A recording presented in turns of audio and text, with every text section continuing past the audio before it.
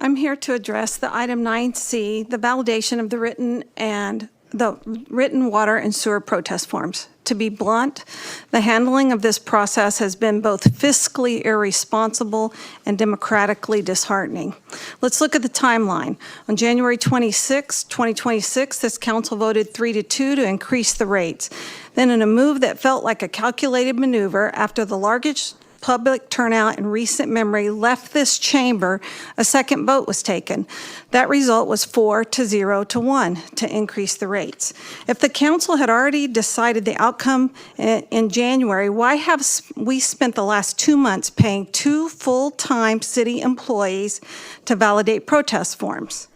We are repeatedly told by this body that Cerritos is in dire straits financially.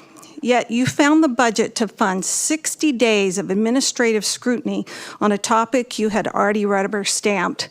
It falls on deaf ears when you make statements tonight like, we don't want to work the city staff and we're worried about the money. And yet you worked people for 60 days for nothing.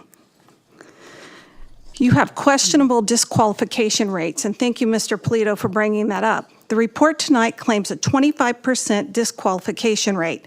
To put that in perspective, the 2021 Newsom recall effort had an invalidation rate of roughly 20% out of 2.2 million signatures. It is statistically baffling that a local protest in Cerritos, driven by engaged tax-paying neighbors, would have had a higher error rate than a massive statewide petition. You've also set out and disenfranchised HOA voters. I am formally requesting an official response regarding how the HOA parcels were counted. The Cerritos HOA boards are the taxpayers of records for these parcels. These boards submitted hundreds of hand-signed protests for each parcel with a water bill. These forms are valid under Prop 218 procedures in California law.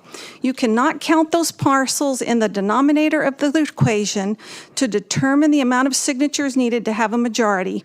If you then discounted the households in the numerator when they were submitted their protests because you didn't understand how the HOA water billing worked.